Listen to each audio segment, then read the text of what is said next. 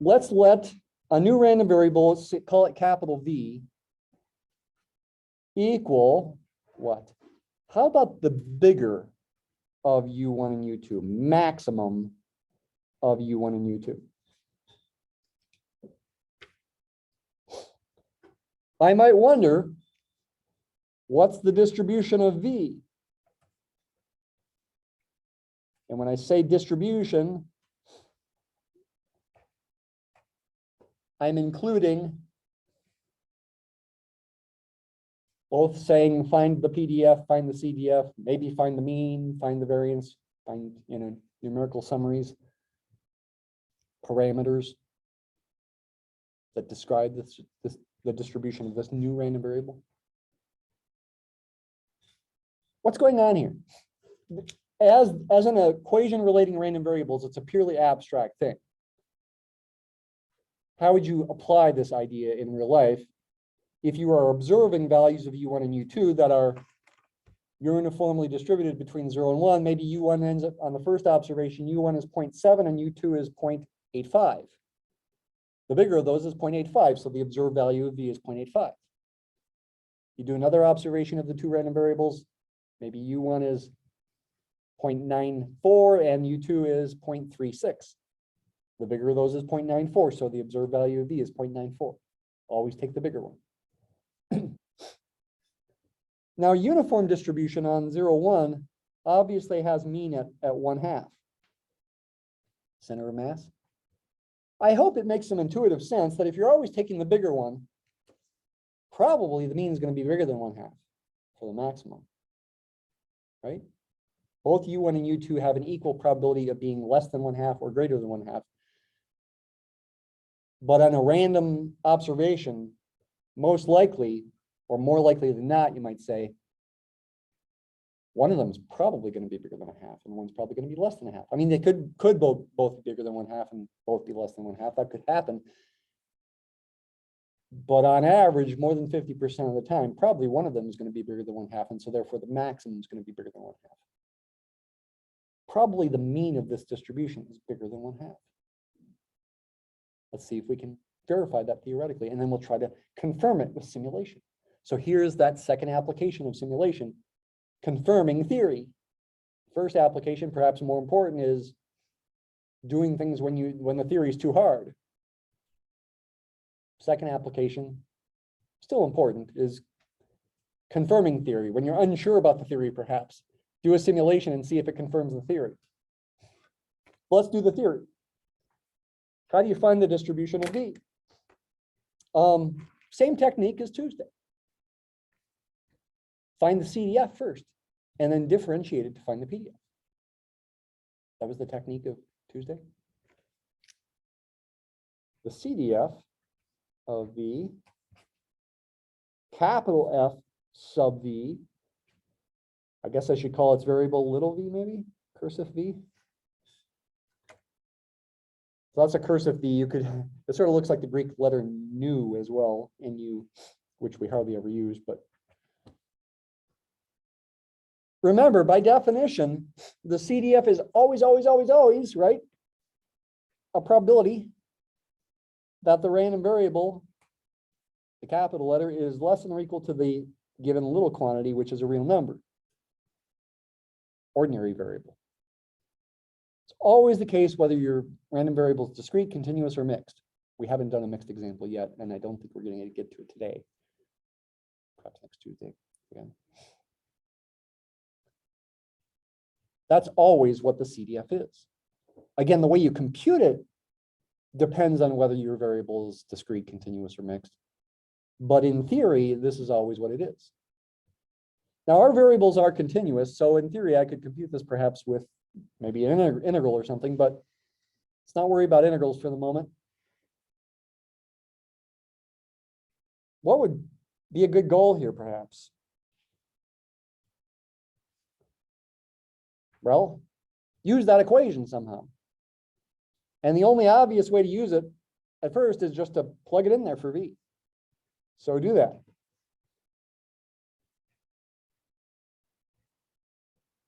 Keep the little v as it is. I'm plugging in for the capital V.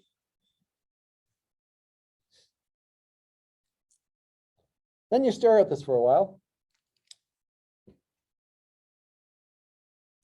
And you stare at it for longer.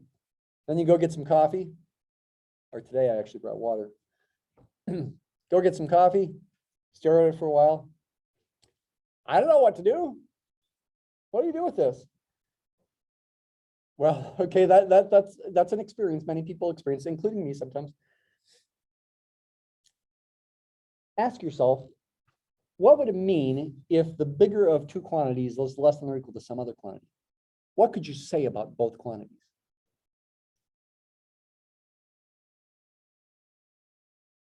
If U1 and U2 are, their maximum is less than or equal to V, what could you say about both U1 and U2? If the bigger is less than V, they're both less than V. I could rewrite this fact as saying U1 is less than or equal to V, and I'll go ahead and put the word and in there. Maybe I should put intersect. U2 is less than or equal to V. It gets a little funny if you put the intersection symbol because it's like, well, what are the sets? What are the events? Well, they're continuous events. It gets a little confusing if you put the intersection symbol. It's okay if you do. This is a little bit more intuitive, just put the word and. Okay, I guess that's progress. Any bright ideas for more progress?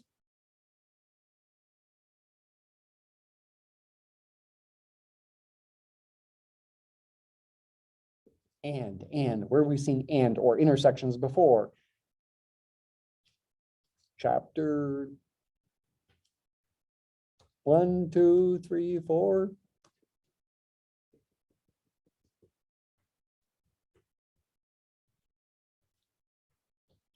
Two, right? Chapter 2. Multiplication rule. Hey, and I'm assuming independence.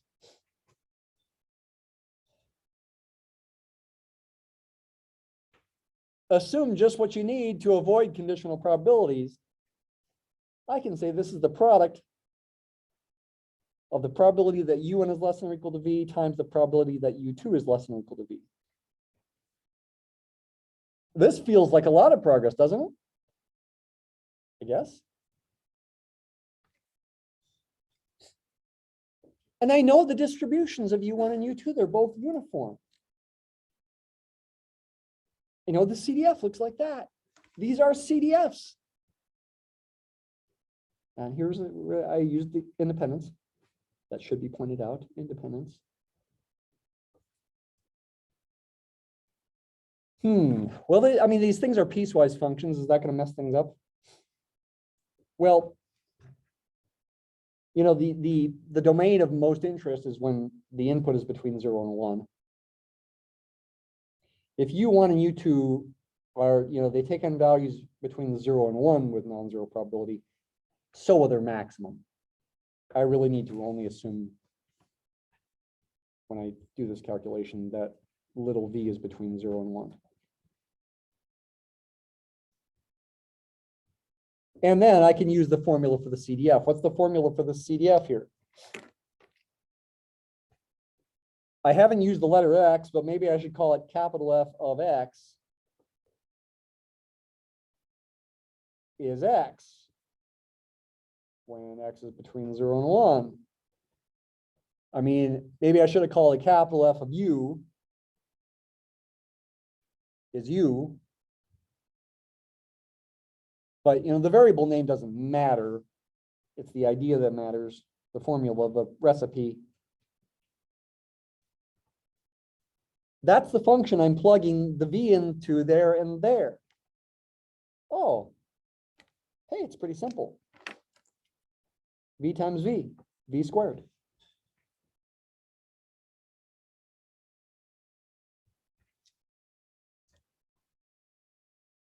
Isn't this nice?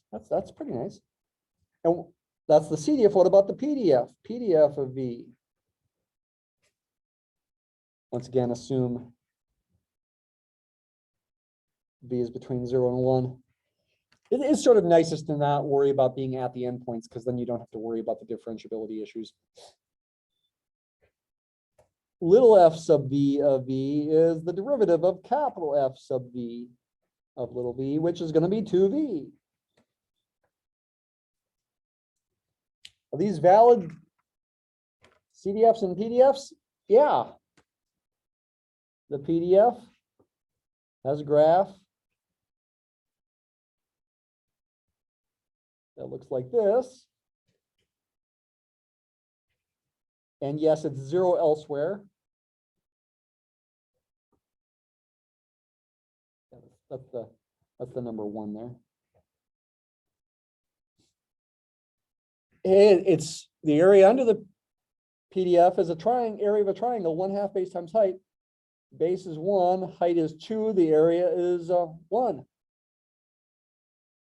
Well, and we already knew that from the graph of the CDF, the graph of v squared, when v is between 0 and 1, looks like that, and goes up to 1. And yes, technically it's 0 when v is less than 0, and it's 1 when v is bigger than 1. And now you can see visually this PDF as a density function has a center of mass that's going to be bigger than 0.5, right? The graph is higher when the input is bigger than 1/2. Data, simulated data, is going to be more dense close to 1 than it is close to 0. You're going to get a mean bigger than 1/2, just like we expected.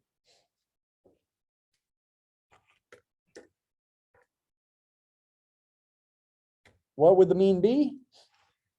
What's the expected value of v? Mu sub v, if you like.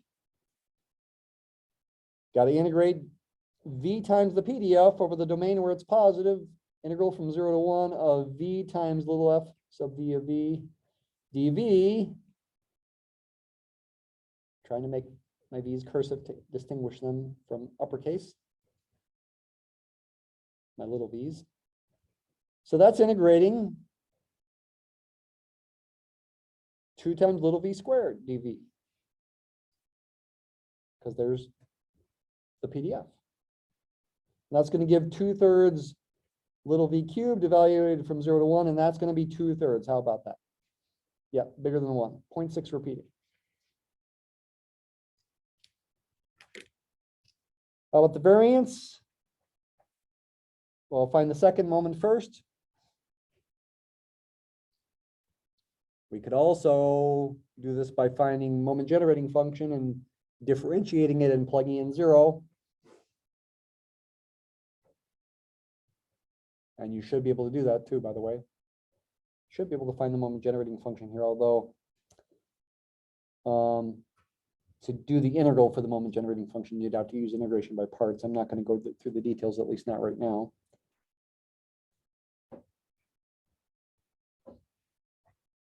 Here's the second moment. You're ultimately going to integrate 2v cubed from 0 to 1. That'll be 1/2 v to the 4th from 0 to 1, and that means the second moment is 1/2. And therefore, the variance, some people were forgetting that the variance is not the second moment. So it's an easy mistake to make, but it's always the second moment minus the square of the first moment.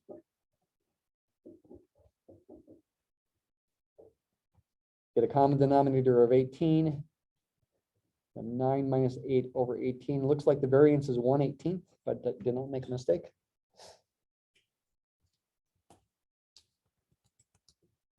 I think that's good. Could also label that as sigma squared, sigma sub v squared.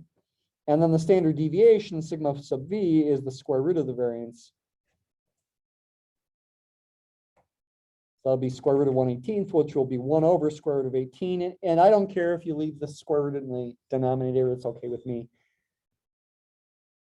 I mean, you also could write this as square root of 9 times square root of 2, which would be 3 square root of 2. You can leave it like that. You can rationalize the denominator if you want. You don't have to. multiply the top and bottom by square root of 2, and you write it this way. All those are okay, exact forms of the answer for the standard deviation.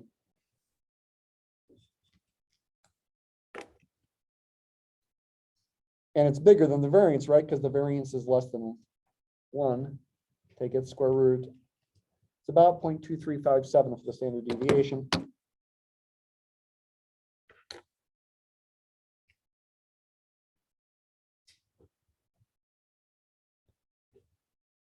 There you go.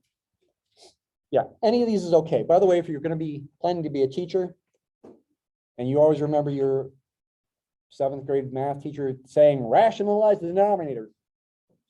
We don't want any radicals in denominators. It's against the law. No, it's not against the law. It's okay. Dividing by 0 is against the law, but you can have roots in denominators. It's okay. So why do they teach you rationalize the denominator? Because it's a useful skill to know sometimes. It's helpful to be able to do to simplify things sometimes. So there we go. Can I clarify anything there?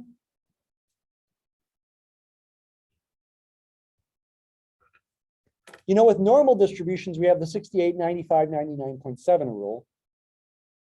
That, for example, says about 95% of the data, if you're talking data, or about 95% of the probability, if you're talking probability, is within 2 standard deviations of the mean. Does that rule work approximately even when your distribution is not normal? Very hand-wavingly so. A very vague rule of thumb is, yeah, most of the data or most of the probability is within 2 standard deviations of the mean. The mean is 0.6 repeating, about 0.67. 2 times the standard deviation is close to, what would it be, 0.47.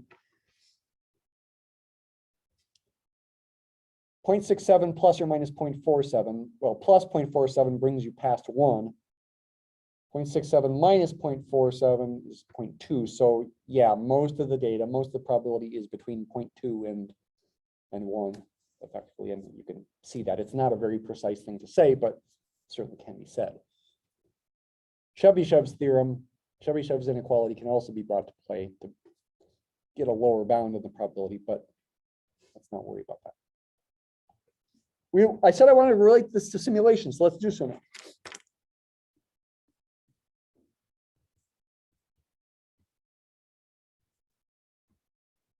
And you'll once again be doing something similar to this in your homework for next time.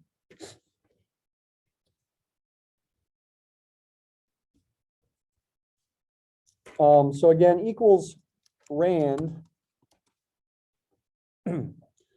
generates random numbers between 0 and 1 with a uniform distribution.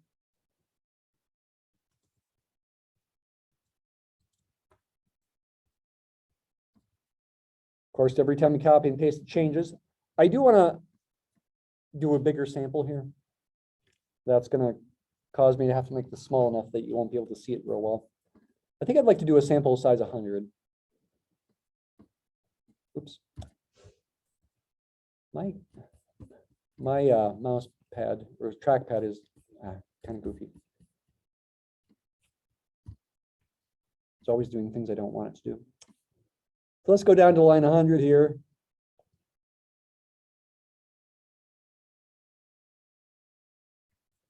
So there's 100 observed values of a uniform 0-1 distribution.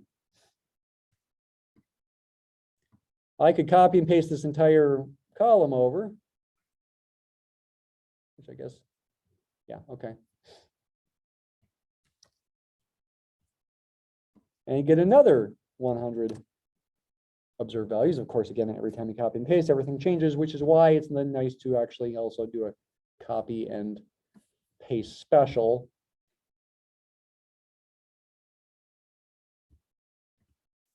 So I'm going to copy, Control C, and over here I'll paste special,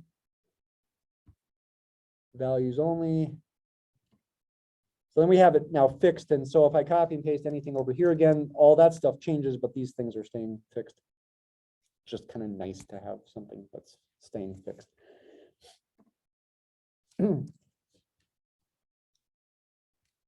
yeah, I could take the maximum equals max. like that. It'll take the bigger. And those are fixed numbers, so it's going to stay that way. So 0.39656 is the first bigger one. For the next one, we should get 0.793399. Yep. Ignore these two columns now and focus on these columns. Maybe I should have put a space in here. Insert column.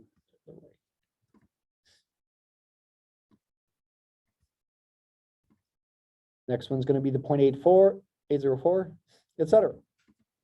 I'm always taking the bigger number.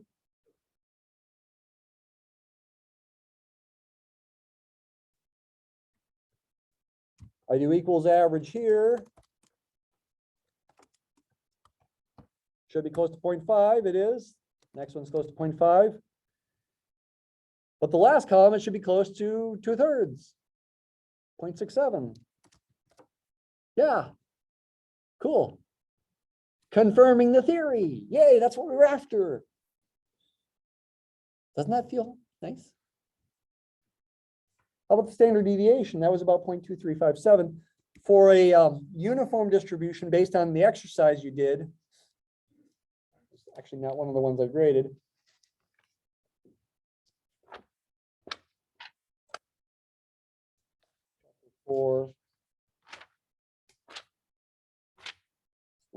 Where was it?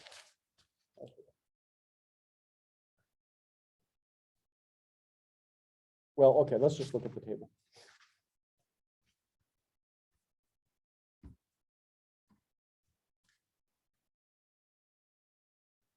Uniform distribution, constant PDF on a finite interval, 0 elsewhere.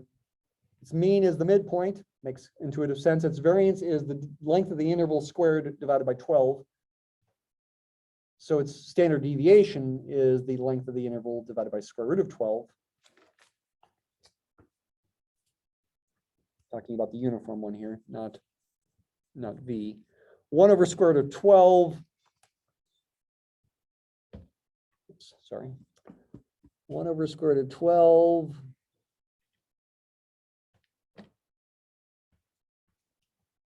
About 0.2887. So if I do standard deviation here for these,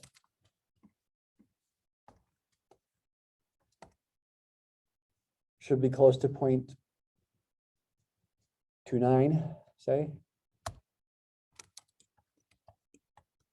0.27, 0.28, 0.29, somewhere in there. Yep. But with V, it was closer, it should be smaller, closer to 0.24.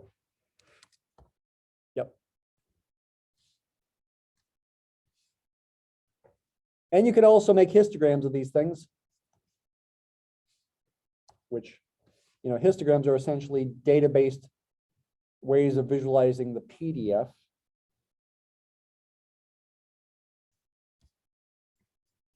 So I could insert a chart and pick the histogram option for me. It doesn't always do that. So that's a histogram of the first column, which was from uniform distribution. Of course, it's not going to be perfectly horizontal because it's simulation. But there's no clear up or down pattern to this.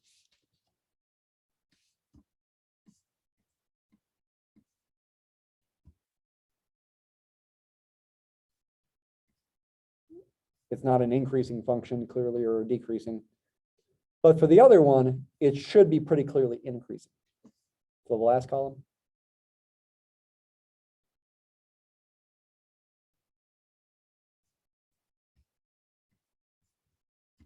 Insert chart, histogram. There we go. Yeah, pretty clearly increasing.